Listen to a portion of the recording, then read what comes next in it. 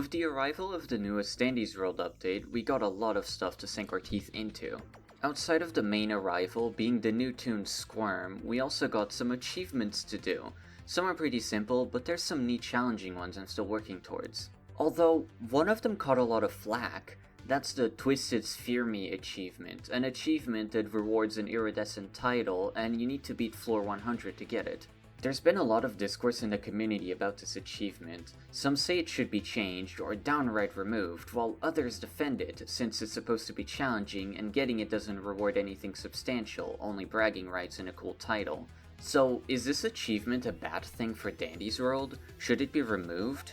Let's talk about it. I'll try to cover the situation, talk about both sides' perspective, and at the end, I'll give my own personal opinion on this. Let's start with the people that think it's a bad thing first. The main problem people seem to have with it is not that it's hard, although yeah, it is pretty challenging, since getting to floor 100 means going through hundreds of twisteds and multiple difficult combinations. The problem people have is how much of a time sink getting to floor 100 is.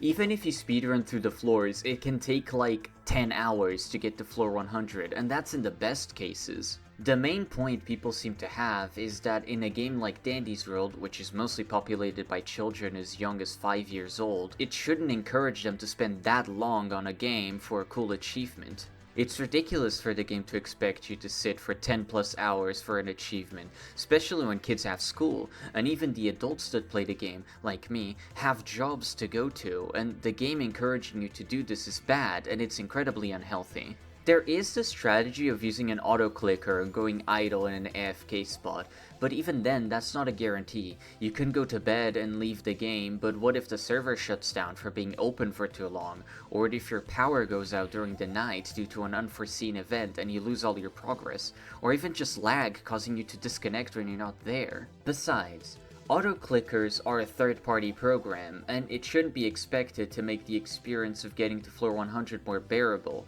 especially since not everyone can do it. Phone users are straight up unable to, and console players have to use rubber bands, which risks breaking their controllers and giving them stick drift. By design, floor 100 is an endurance test, that's why it takes so long, so expecting players to put through that to get an achievement is ridiculous. I've seen a handful of posts of people claiming this achievement was their last straw and they quit the game because of it, which personally I think it's an overreaction, but it just goes to show how passionate people are about this topic. That's about the gist of what people against the achievement say. Now let's cover the counter-arguments. The achievement is not mandatory in the slightest. All you get from it is bragging rights, pretty much. That's what titles are, they're basically just bragging rights. If the achievement gave like an exclusive skin or something, maybe it'd be understandable to be frustrated. But it doesn't, so it's not a big deal. That's the point of achievements, to be challenging and hard to get, and getting to floor 100 is exactly that. Not everyone should have every achievement. Achievements should be reserved for the truly exceptional players who can beat the hard challenges the games give you.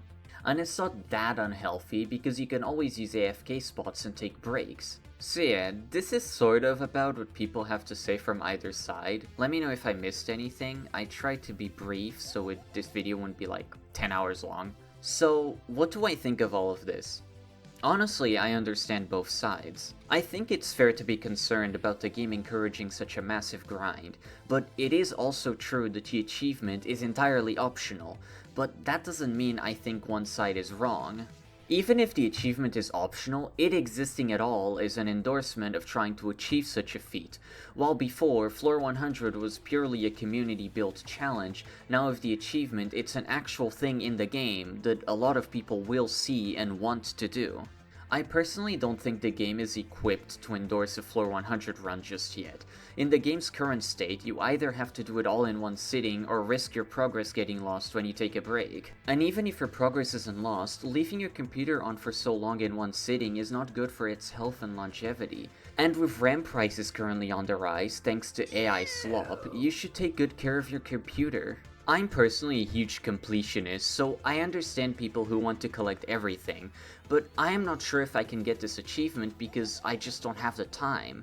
I'd consider myself a pretty decent player at the game. I can distract Pebble, and I can even distract the Craft siblings while distracting other Twisteds, which is pretty much what you need to know to get to high floors. And I have gotten to pretty high floors. My friends and I have done well in coordinated runs, but even so, my highest floor is only 38, because I just don't have the time to get to 100, even though I definitely could if I wanted to. And it's a huge shame, because I like to collect everything in the games I play.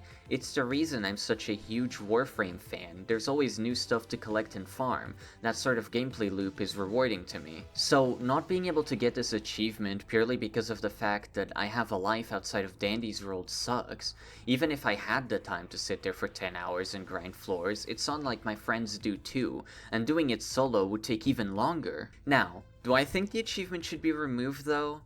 Frankly, no, I don't think so. I think the problem isn't with the achievement itself, but with how the game is structured right now.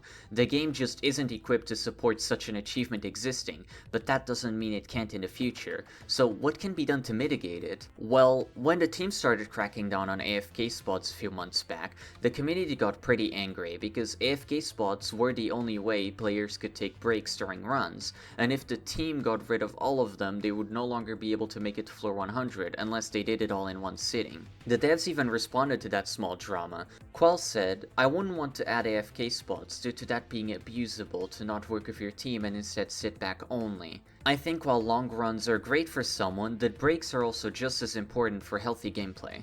While King Mob said, "We have a solution coming for this. Up until a few weeks ago, what the long run community refers to as AFK spots, we just called bugs. We fixed them the same way we do other bugs.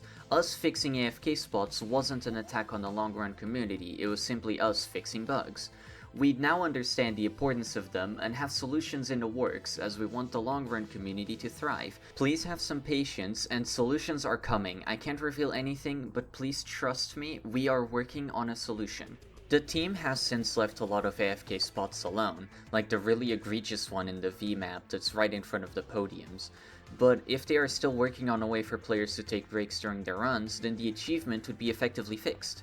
And if I'm being frank, I don't think the team would release this achievement if they didn't know that they're working on something to help with it in the future. It's extremely likely to me that the change to allow us to take breaks just wasn't ready for this update, so they decided to roll out the achievements first, so people who already beat floor 100 get a cool title, and then later they'll update the game to make that challenge less of a time commitment. With the background optimizations of the game that have taken up a lot of development resources in the past 6+ months, hopefully done completely, the devs can finally work on more gameplay focused updates, which is what we've been needing for a while.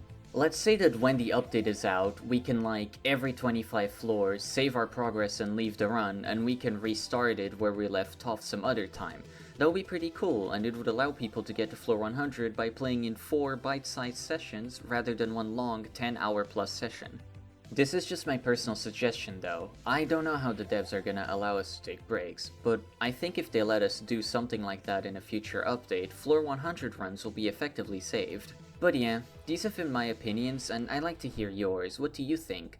Should they remove this achievement? Should it be kept around? Do you think they should give us a way to take breaks during the game? Let me know in the comments. Be sure to like the video if you enjoy it, maybe hype it if you have the means, subscribe if you like more content from me, and as usual, thanks for listening to me yap about Dandy's World once again. Goodbye!